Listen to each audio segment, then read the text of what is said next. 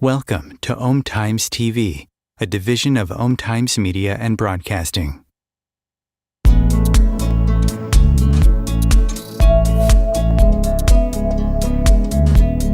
Welcome to the No BS Spiritual Book Club's live streaming interview series, where leading new thought teachers, speakers, and authors share the intimate stories behind the 10 best spiritual books that inspired them the most on their spiritual journey. From well-known classics to hidden gems you might never have heard of, the No BS Spiritual Book Club saves you time and money by sharing reliable recommendations from those who've walked the path before you.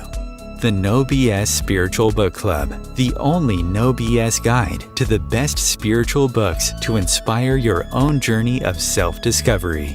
Here's your host, founder of the No BS Spiritual Book Club, Sandy Sedgbeer. Hello and welcome. The Wizard of Oz and Manly P. Hall's Secret Teachings of All Ages are two books up for discussion today that are not quite so far apart as one might imagine. And here to explain why they made it into his personal 10 best list of books that had the greatest influence on his spiritual journey is Jungian psychotherapist, alchemical coach, and, I have it on good authority, wily modern-day trickster, Thom Cavalli, PhD. A dream analyst, artist, and spiritualist, as well as a speaker, Thom Cavalli is the author of two major books, Alchemical Psychology, Old Recipes for Living in a New World, and Embodying Osiris, The Secrets of Alchemical Transformation, as well as many articles published in Psychological Perspectives and the Alchemical Journal. A yearly contributor of book reviews and film criticism for the Jung Journal, he gives a wide range of workshops and seminars at Jungian institutes, mystery schools, and conferences. Thom Cavalli, welcome. We'll get to that wily trickster a little bit later.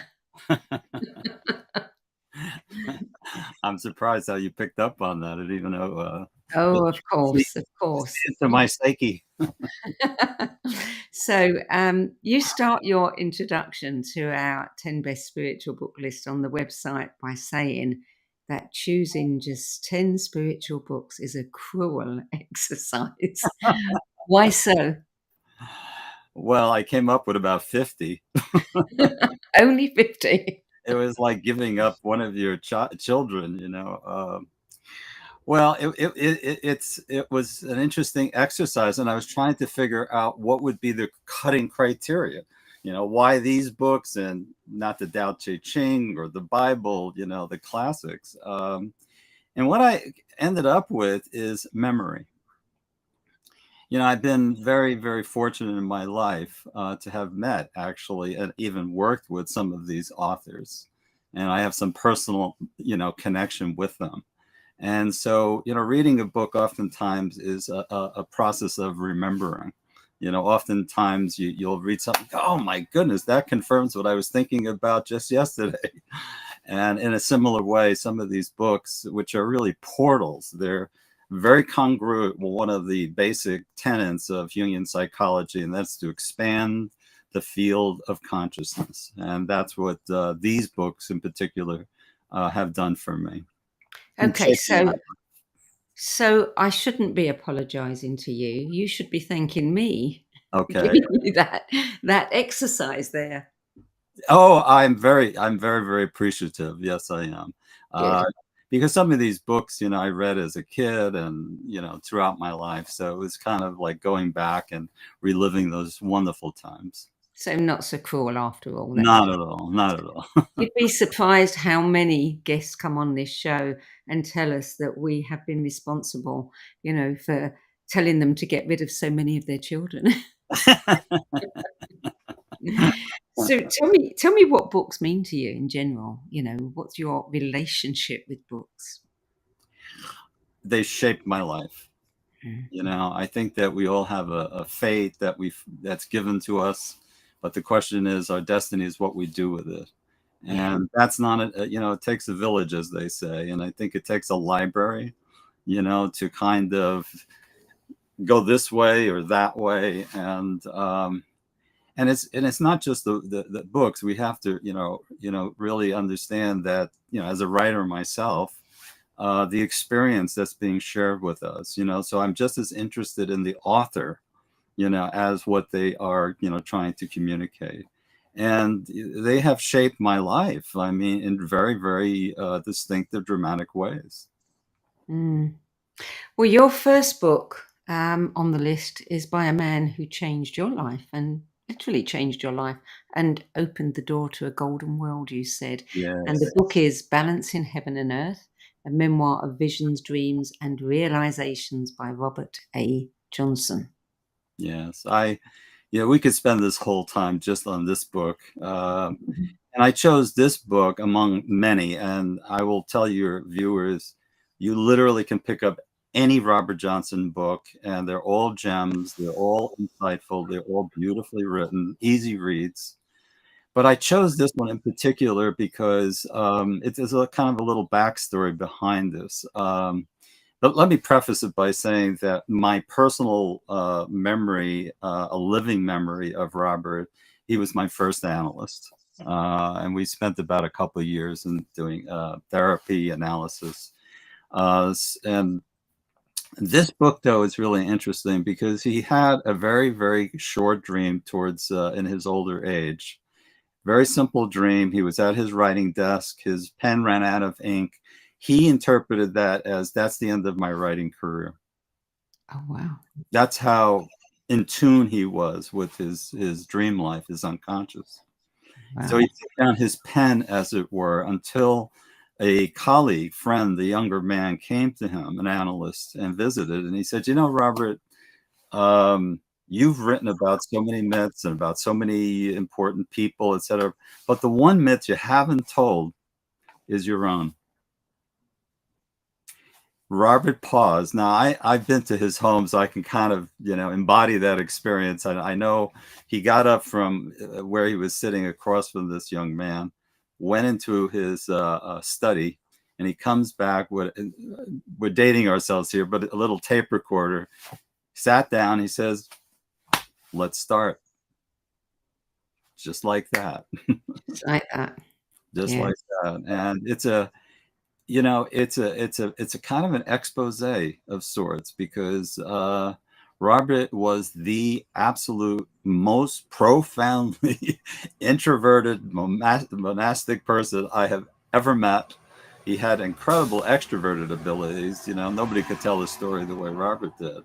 But what he never did share, and pursuant to this friend's suggestion, he really gives you insight into his life, which, given your initial appearance, Robert, you could never have imagined this guy traveling in India 20, 30 times and the wild, wild situations he found himself in. And that's another point, because I had a love affair with India back then. And so we shared this passion for that beautiful country. I was doing a little bit of research on him. He had an NDE and he lost the lower part of his right leg. And Yes. I mean, he had what was it, a mystical vision that Yes. transported him to a realm beyond consciousness. Yes. Yeah. Yeah. You know, and that's very instructive, because even now, it's sort of like a trend. You know, in psychology, we go through trends, you know, and the latest trend is research into trauma.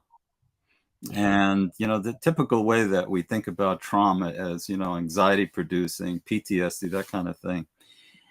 But in that example that you just cited, you know, Robert lost his leg in an automobile accident. I think he was very, very young, like 12 years old or something like that. But what they're finding in trauma research, and what certainly is exemplified by Robert, his experience of that, it flipped him around, meaning that it turned him towards the unconscious and opened up a profound vision of the unconscious world, which he later called the golden world. And I shared with that experience with him at times. Is he still alive? No, he died, I think, 2 years ago. Yeah. We actually, as it turns out, when I went to graduate school, I lived in San Diego, and it was just by chance that our paths crossed, and I ended up in therapy with him. And at one point, I literally lived next door, I mean, on the next block from St. Paul's Episcopal Church. I just walk across the street. And there's a synchronicity to that, you know, as it turns out, and I'm talking about 5, 6 decades later, after I kind of lost touch with Robert, although from time to time he would send me these beautiful emails, I found out that he was giving a talk nearby at another church called St. Paul's, which I literally can walk 2 blocks that way. So he ended up chasing after me. Yes, yeah. Well, book number 2, Only One Sky, on the Tantric Way of Tilopa's Song of Mahamudra by Rajneesh, otherwise known as Osho. Yes, yes. Well, going back to what I said about, you know, the transformative aspect of not just reading these books, but in some way engaging with them. I was in graduate school at the time, and I have always had a passion for books. I've always haunted used bookstores. And on one of these occasions, when I was living in San Diego, I just walked into a bookstore I hadn't been in before. And the proprietor and I kind of struck up a conversation, and he said, just out of the blue, he said, "This book is for you." And it was Only One Sky. I had been studying Eastern spirituality for a time before then, but not experiencing it, not living it. And long story short, I became a sannyasin, a devotee of he was called Rajneesh, Bhagwan Sri Rajneesh in those days. And when I say he changed my life, I mean, I was full bore. I mean, underneath my graduate robes, I was all in orange with long hair, you know. I mean, I really committed as much as I could. the way the Eastern path works is that you're given a spiritual name. And so my spiritual name, which I don't typically go public with this, but in this instance, that's fine. It's called Anand Vichara. And Anand Vichara means blissful thoughts. And that's not just a name tag, that's a path. And that became my path. The use of words and communicating, whether it's as we are doing verbally or in writing or teaching or therapy or writing. I mean, all of these have shaped my path. A strange thing happened in, I don't know, maybe 5-6 years ago when I don't know if you are familiar with, there's a documentary called Wild Wild West, a brilliant series. And it was really an expose on the ashram that Rajneesh in Oregon, which curled my hair. I mean, I just could not believe, that people were being poisoned and et cetera, et cetera, et cetera. And what that did in the larger context of my relationship with him is to remind me that there's something called a guru projection, but that every guru is a man or a woman and they have a shadow. And so I wrote a piece, actually, a very critical piece on that series. The subtitle is a biased review of this series, which I certainly was. Book number 3, and you probably won't be surprised to hear that this one comes up time and time again. It is, of course, Memories, Dreams, Reflections by the master, C.G. Jung. Unsurprising. I mean, these are his works up here, his collected works. But when people come to me in one fashion or another, they'll ask, where do I start? You don't start with the collected works. I will say that it's tough because he's a phenomenologist and he circumambulates around subjects, and he's tremendously scholarly.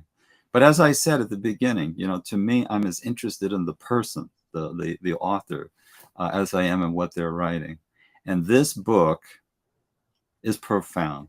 I mean, it's profound. It's profound in the insight that you get into how he developed a relationship with his unconscious. It's a beautiful book. As a kind of a side note, I was surprised to learn this in my own research about this book. That, in fact, when he wrote this, he was very elderly at this point. I think it was like 4 years before he actually passed on. Only the first four chapters are actually written by him, and the remainder of the chapters were dictated to Amelia Jaffe, who was an analyst. But it's seamless, though. You wouldn't know that unless I told you. Let me just say one last thing. If we had a biography, an autobiography written by Jesus or Buddha, wouldn't that be a treasure? And that's how I see this book. It's written by, a real brilliant, insightful man, wise man. Yeah. Book number 4 is The Emerald Tablet, Alchemy for Personal Transformation by Dennis Hauck. Right. And that was published in 1999, I believe. 1 year before my book came out. Dennis is a friend of mine, and I say it that way because Dennis is always one step ahead of me, which has its advantages, because when I read this book, actually I picked it up at the Los Angeles book fair at UCLA. And I picked up this book and I shut it. I said, oh my God, this man wrote my book. And that says something about us and our relationship. Dennis and I are dedicated to decoding and making this incredible art that's so misunderstood available in a way that's easily digestible. And that's what Dennis does. I mean, the breadth of his knowledge is just incredible, but his writing ability is also wonderful too. Very, very accessible. He goes through the 7 operations. And as if that weren't enough, he gives history that history to me is the tracing of the development of human consciousness. But, all of those things, can be very distant from us until, as a good writer does, like Dennis, is able to put it in a familiar form, basically tell a story. Yeah. And the stories that he tells are just marvelous. Dennis is an amazing person. He's done more in a modern, as a modern writer and teacher than anyone I know for advancing and making accessible this incredible art. Yeah. He's another introvert. Oh my God, he's as introverted as Robert was. You could probably tell I'm the opposite. I'm very extroverted. So you said in your, I think you said it in your original description that we published on the website, that he's curating an expansion of the Alchemy exhibition at the Rosicrucian headquarters. Yes. That's been going on for years. I just learned actually through a patient of mine who lives there. I kind of get updates because she loves that place. Yeah, that has been going on now for a few years. They've opened the wing that's just dedicated to it's an alchemy museum essentially, but they've got grand plans to expand it, and Dennis is leading that. They're having funding issues, so it's kind of taking longer than we would hope. But he has promised me that when it does officially open, I'm going to give the first talk there. So I'm very excited by that opportunity. So what sort of things would one expect to find at an alchemy exhibition? Oh, I've been to the one that's now open. It's been some years, but as I recall, they beautifully illustrate the manuscripts. They have each section devoted to a particular operation, explaining in plain English, what it is and how we could use it. Yeah, it's really beautifully done. And it's well placed, given that it's within the Rosicrucian. That's the Rosicrucian headquarters in San Jose. Mm-hmm. So number 5, The Trickster, a study in American mythology by Paul Radin. Yes. Again, another personal memory. I was gifted this book for a good reason. People ask me how I started my interest in alchemy or alchemical psychology. I'm not a physical alchemist, I'm a psychologist.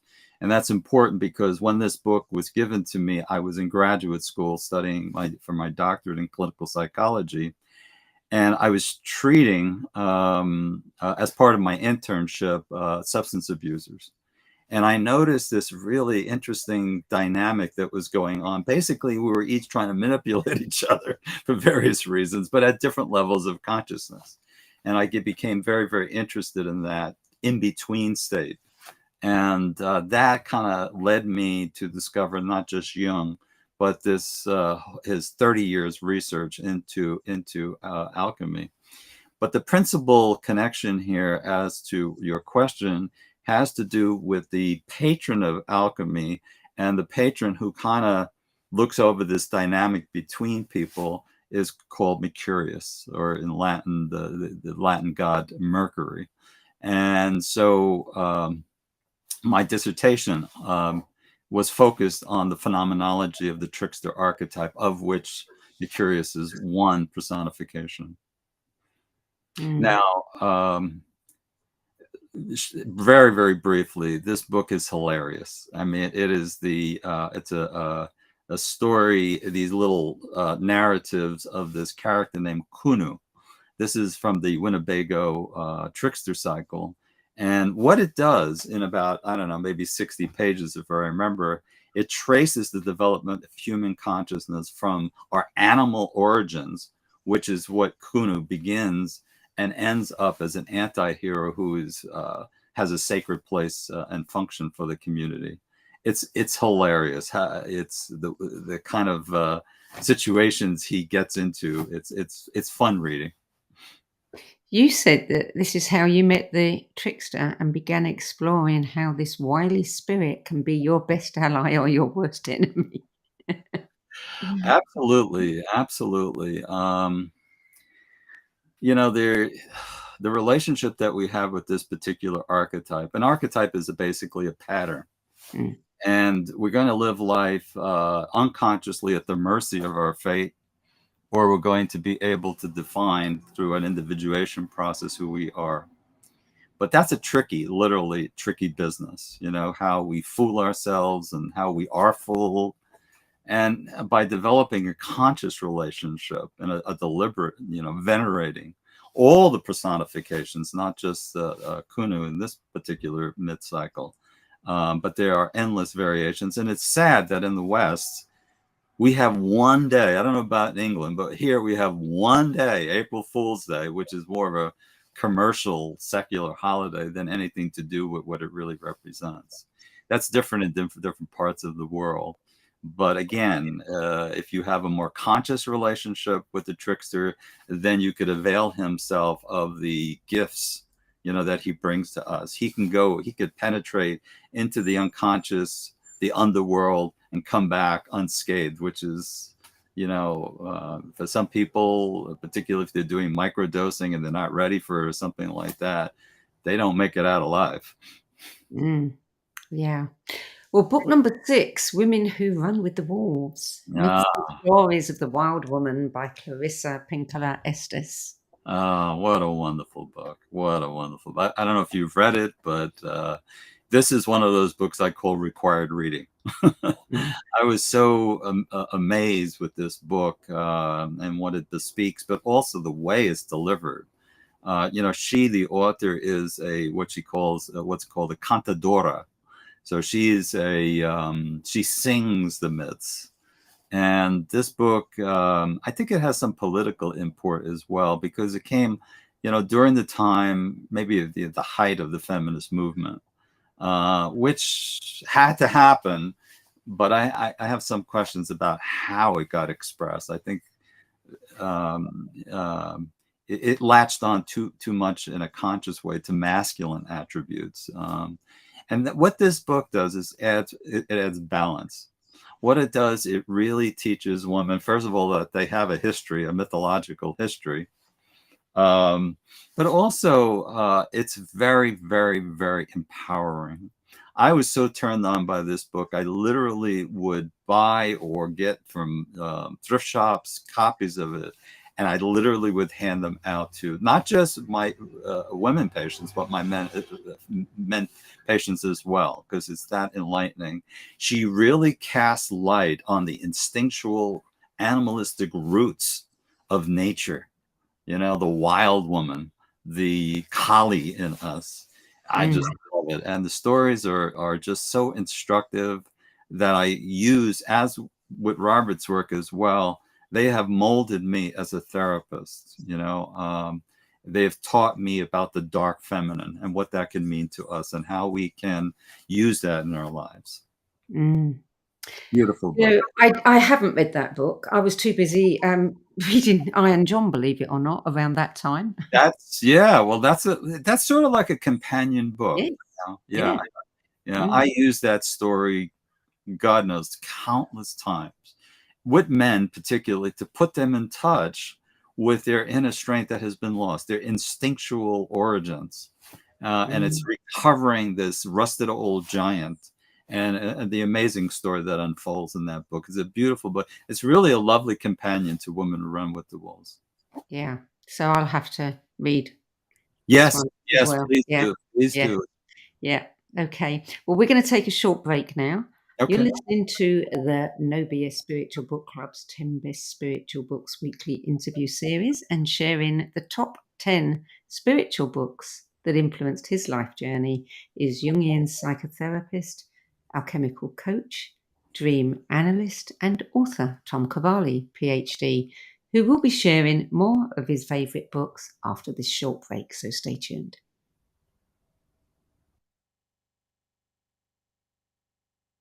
Om Times TV. Maya Angelou once said that there is no greater agony than bearing an untold story inside you. I'm Sandy Sedgbeer, And when I'm not hosting Times Media's flagship radio show, What Is Going On, and the No BS Spiritual Book Club, I help people share their untold stories. Books are my life, my joy and my passion, and there is no greater reward than helping aspiring writers get their books out of their heads and into the hands of those who are waiting to read them. If you feel that you have a book in you but don't know where to begin, visit sedgbeer.com. Click on the Work With Me tab and find out how my experience helping others tell their stories might be just what you've been looking for. That's sedgbeer.com, sedgbeer.com.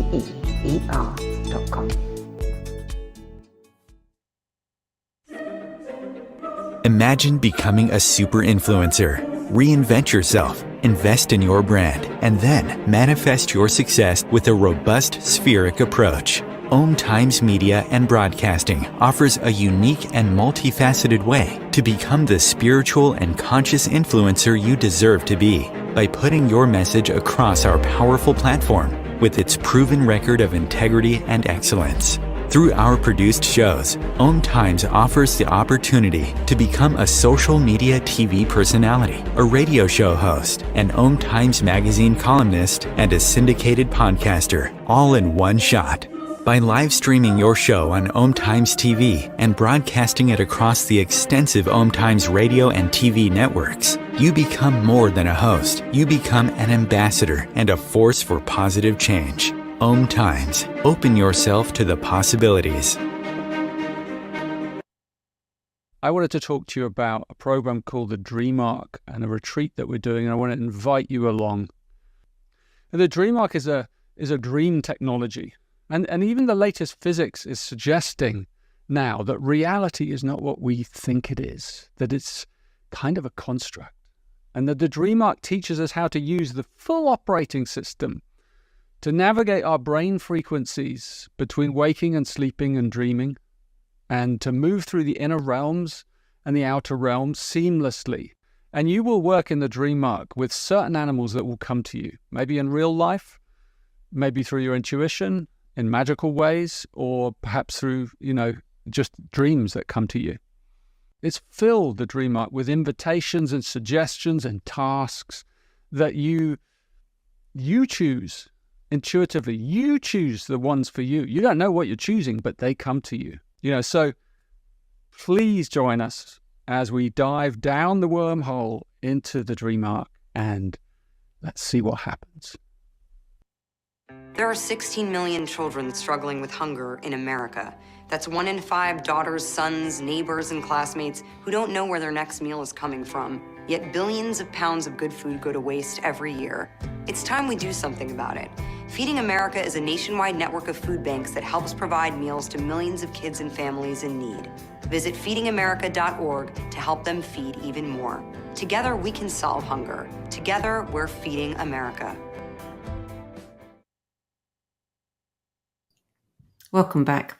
Thom Cavalli, book number 7. Classic books, classic movie, The Wizard of Oz, Frank Boehm and William Wallace Denslow. Yeah. Why is this on your list? It should be on everybody's list. I, along with probably millions of other people around the world, have been brought up on The Wizard of Oz. But, over the years, as you mature and you get older, you begin to realize this is more than, just a fairy tale, that it has incredibly deep roots in mythology. If there's any one book that really exemplifies one of the most essential part of the individuation process of becoming a person, this book so beautifully portrays it. I mean, we all know basically it's a story about a young girl caught up in a tornado, and all these 4 characters come out, and but what we learn, and talk about the trickster, by the way, we're back to trickster, is who is that man behind the green curtain? Classic image of the trickster, because we think, he's been caught. But what does he say to her? All these, the lion and the tin man, all they are personifications of her. And so one of the chief recipes from alchemical psychology is in Latin is solve et coagula. It's the breaking apart and the rejoining. And so her psyche, this is a classic movie of the individuation process, where this young girl is blown apart, in a sense, is dismembered, and then put back together, and then she can come home. But when she comes home, though, she comes home as a woman. Yeah. Oh, such a beautiful. You know, I first saw that movie when I was about 5 or 6, and it gave me nightmares for years. That yellow brick road and that witch. Yeah. Yeah, I certainly didn't get, the Well, I would imagine you have a different opinion now. Now, indeed, yeah, but at the time, I'll never forget, people only used to have to mention the yellow brick road, and there's a good reason to be afraid of the witch, the wicked witch of the West, because in symbolism, she is the undeveloped femininity. Yeah. Who develops, I mean, there's the beautiful play of opposite with Glenda, classic Jungian. Should have been written by a Jungian. So number 8, The Secret Teachings of All Ages, Manly P. Hall. And this one comes up again and again as well. As well it should. Again, going back to, as I said at the beginning, I have a personal connection with some of these books, including this one. I didn't know Manly P. Hall, but I live in Orange County and work in Orange County, which is about 30 miles south of Los Angeles. And in Los Angeles, there is something called the Philosophical Research Society, which is a complex of buildings that he established.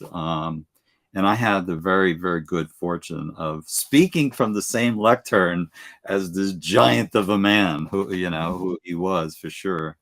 What fascinates me about this book is that, my position in terms of religion, is I try to take the best of all of them, because they all have pearls of wisdom to offer. And what this book does is it gives us, it shines light on more the occult or spiritual systems, all of which, again, I try to draw from their pearls of wisdom. So, there's evolution, which is the physical development of consciousness, but there's also something called involution, which is my interest, is how we, in our unconscious ways, develop consciousness. And there are systems, I mean, the full title of this book tells you what it's about. I'm going to read it real fast. The Secret Teachings of All Ages, an encyclopedic outline of Masonic, Hermetic, Kabbalistic, and Rosicrucian symbolical philosophy, being an interpretation of the secret teachings concealed within the rituals, allegories, and mysteries of all ages. It's a mouthful. And he wrote this, I think, when he was, 27 years old. It's just his opus magnum. Now, he's written some 50,000 essays, and it's given 7,000 lectures. And again, as with Rajneesh, I want to emphasize that it's not just what these people say, but it's also how they say it.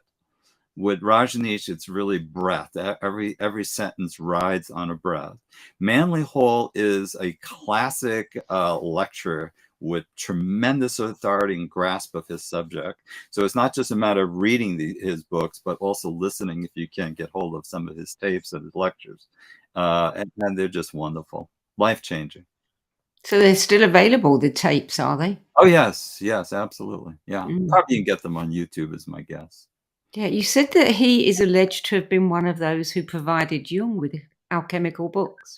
I haven't been able to actually substantiate that, but at least that's the hearsay, that when Jung got interested in alchemy, and it wasn't popular at the time, he started putting the word out to people, bookshop sellers, antiquarians, etc., to give him some books on alchemy. And it's alleged that Manly P. Hall was one of those people. Interesting. So, book number 9, you're going to have to help me out here, because as a Brit, we tend to pronounce words somewhat differently than Americans do. That's okay. We'll forgive you for that. The Golden Ass of Apuleius. Apuleius. Yes, yes, yeah. The Liberation of the Feminine in Man Yes, yeah. by Marie-Louise von Franz.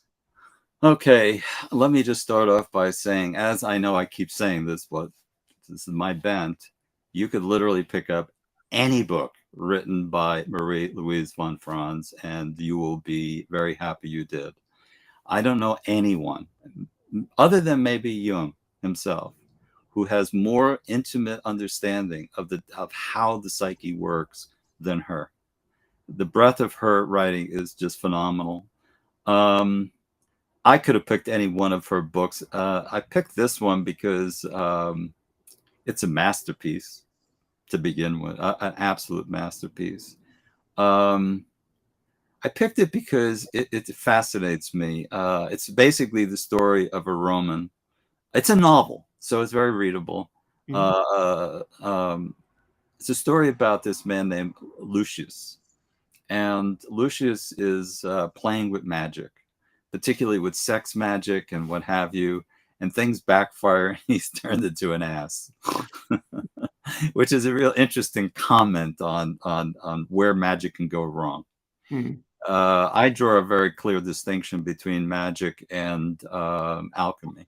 Very, very simple. Magic is very willful. It's the willful control of nature. And I guess I don't trust human nature well enough to have confidence that power could be used properly, as illustrated in this book. By contrast, alchemy is the facilitation of natural processes. Eventually, Lucius is transformed back into his human form by Isis, who is near and dear to my heart because I wrote a book on Osiris, and of course, Isis was his sister wife, as it were. Just an amazing character. But in the course of telling the story, there's the myth of Psyche and Amor, which is a beautiful, beautiful myth, which parenthetically Robert also wrote about in one of his books called She. And it tells this beautiful story about this young girl, human girl, who falls in love with a god, but is prohibited from seeing him. And her sisters put this suspicion in her ear, and she goes at night with a candle, and the candle drips. He wakes up only to find, Psyche finds that he's Cupid, or Amor, this beautiful boy god, and he flies off. But it does have a happy ending. I'm not going to tell you the ending, otherwise you won't read the book. Okay, what do we know about Marie-Louise? Marie-Louise von Franz met like on a school expedition when she was a young girl. I think she was like 17, 18, something like that, years old. And by that time, I think Jung must have been 50, so he's much older than her. And she absolutely was enamored by him and wanted to work with him, get analysis from him. Of course, she didn't have the money. And so he struck a bargain with her. She was a student of, she was a linguist and a classicist. So for some of these very old cryptic manuscripts, he relied on her to do the translation in return for his analytic treatment of her. Just an absolutely brilliant, brilliant woman. And the breadth of her work extends from fairy tales to alchemy, all the way into physics. Psyche and Matter is one of her classics, which is something that at the end of his life, Jung handed von Franz a little note because he didn't have the vigor, to pursue the subject. And it has to do what we now call quantum physics. And then she took that and she completed, that work. And she had done that for his wife, Emma Jung, as well, because her study was on the Grail legend, and she died before she was able to finish it. In comes von Franz, and she finishes the work. Wow. Did you ever meet her? Oh, don't ask that. Don't ask. I was living, I could have, but the timing wasn't right. I just wasn't mature enough to recognize her genius, because she did come from time to time to Los Angeles and give lectures. Missed that boat, unfortunately.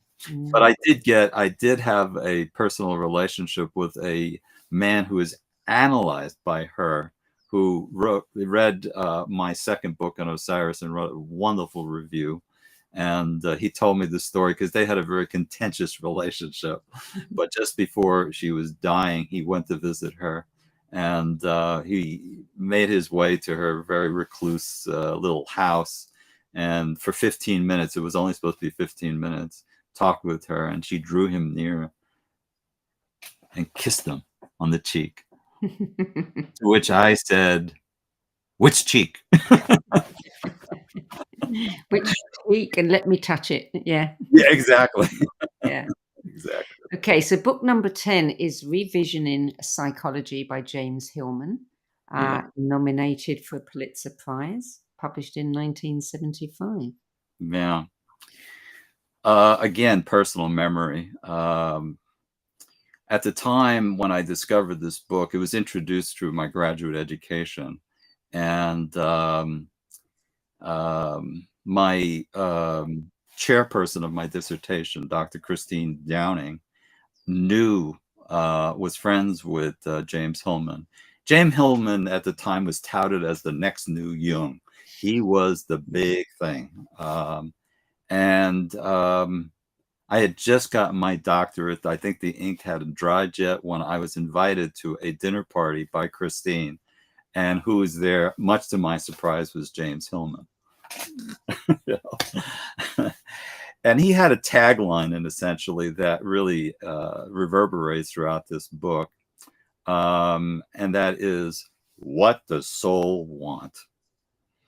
And sure enough, in the few minutes that I had when I was introduced to him and we struck up a little bit of a conversation, what does soul want? I mean, I was so, thrown off by that. I was caught flat-footed, just to be in the presence of this giant. And I stumbled, and God knows what I said or didn't say. And it took years for me to kind of come to terms with that, because my dissertation, being on the trickster, has more to do with the spirit. And we draw a distinction between spirit and soul. So the question for me is not what does soul want, is how does spirit move? And I never really was able to bring that back to him. I did meet him in some fundraising occasions later on, but never brought that back up. But this book really revisioned, literally, Jungian psychology, where there kind of is a centralization by Jung, basically in a kind of a Christian sort of way, focused principally in therapy and on the archetype of the self. James Hillman blew the doors open right off of the consulting room, and it said, soul is not just in therapy, soul is everywhere. And how do we then apply our Jungian thoughts to healing the world? He is a trickster because he's a masterful writer, loves to play with words, and he's been criticized by some for that, but he has tremendous depth. Amazing man. He also, I was raised and brought up in New York City, and he was across the river there in New Jersey, and there's always some kind of weird rivalry between New Yorkers who kind of snoutily look down at people in New Jersey. So I had that kind of tension with him right from the beginning. Not to mention that we both are as arrogant, or at least were as arrogant, fresh out of the city as people coming from that area are. Fortunately, I moved to the West. I've been here 30, 40 years, whatever, and that's sort of burned off. Unfortunately, James Hillman, I'm not sure I would say the same thing, although he's deceased now. Mm. Well, that's your 10 best list. I want to talk about you. Before we do, I usually ask people, who of the authors would they most like to meet? You've met several of them, and I would guess that if you were given the choice, you would pick either Jung or Marie-Louise. Now, I can be the willful bender of nature. I can play magic, and I can give you the experience of meeting one of those. Of course, you're going to have to meet them in your imagination. But which one would you like me to tap my magic wand for? Oh, yeah, it's another cruel exercise. Oh my God. I'd have to say von Franz.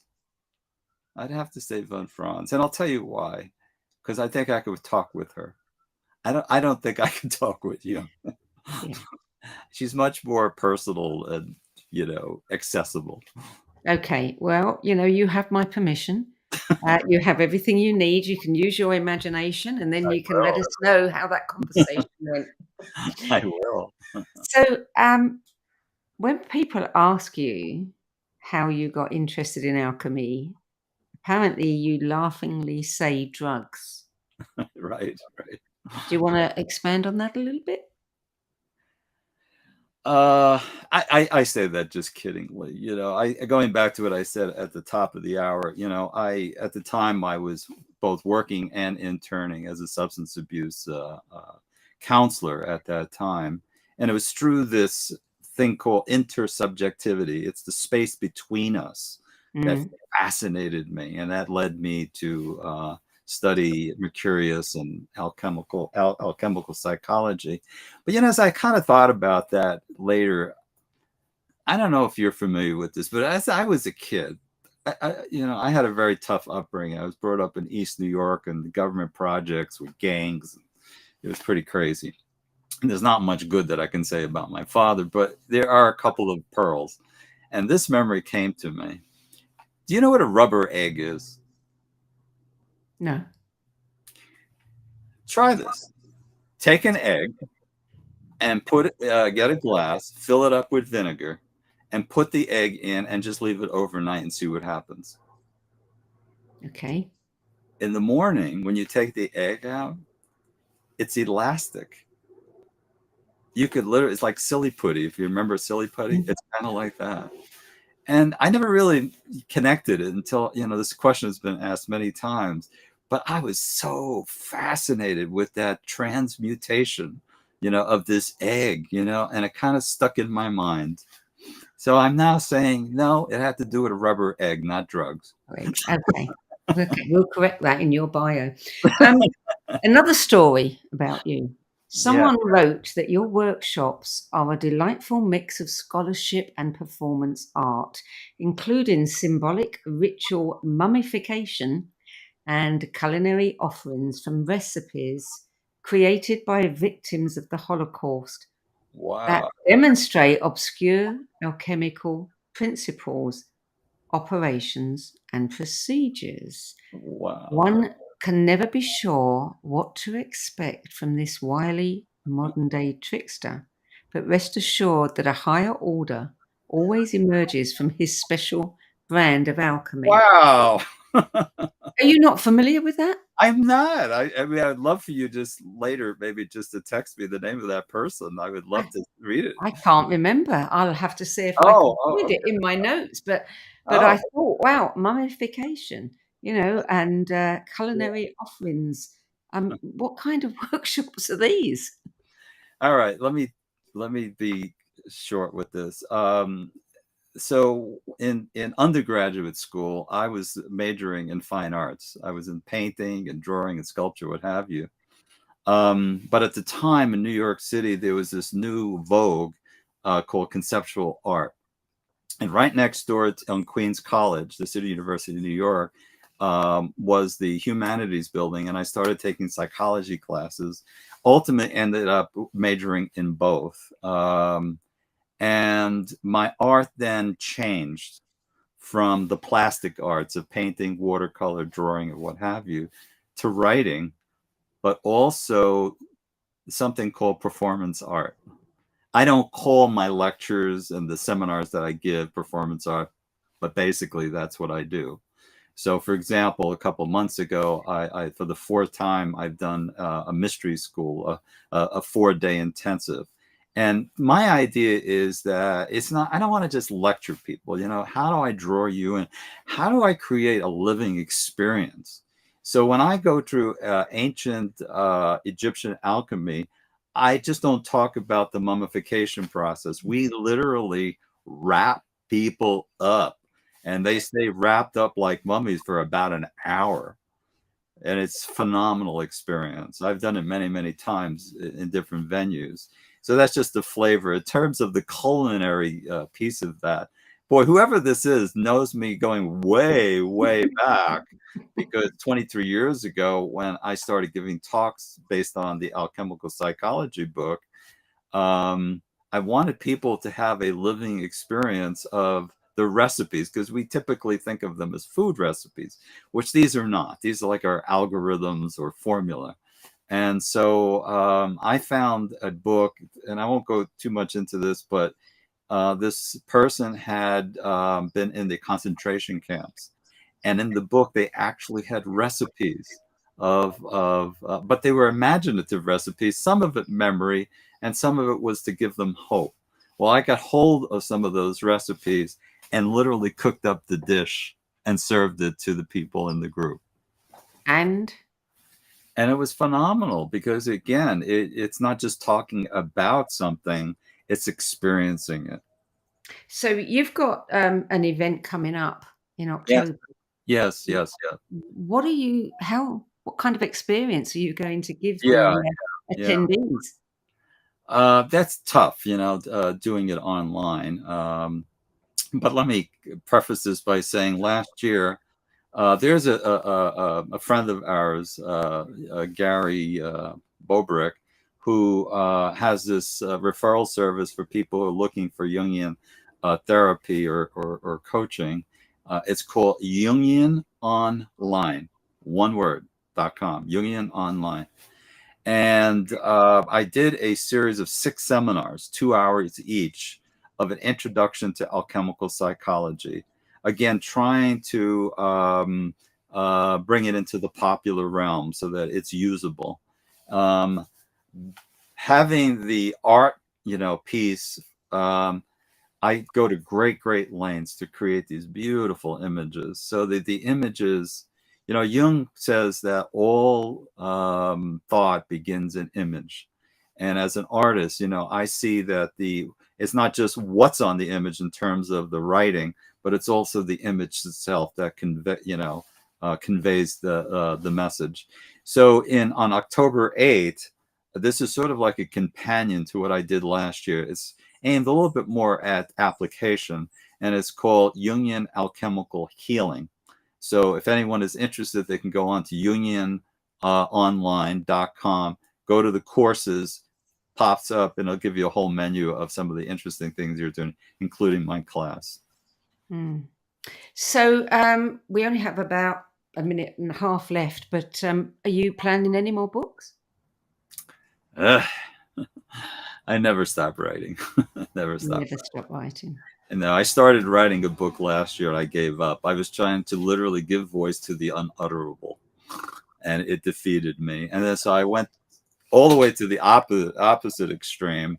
And now I'm writing a book on the application of alchemical principles, which is something that I tend to do more in alchemical coaching, but I also draw upon some of these principles when it's appropriate with my patients. Well, that sounds interesting. I'd love to know more, but unfortunately, we are almost out of time. I really want to thank you for adding your 10 best list of spiritual books to the No BS Spiritual Book Club's library of recommendations. Thank you, Thom. Well, thank you so much for having me. This has been really delightful. Good. Embodying Osiris, The Secrets of Alchemical Transformation, published by Quest Books, Red Wheel Weiser, and Alchemical Psychology, Old Recipes for Living in a New World. 2 books by Thom Cavalli. For more information about Thom, his work and his books, visit alchemicalworks.com. That's it for this week. I'm Sandy Sedgbeer. I'll be back again at the same time next week with another 10 best interview for the No BS Spiritual Book Club. Till then, it's goodbye from me, and thank you again to Thom Cavalli. Namaste. Likewise.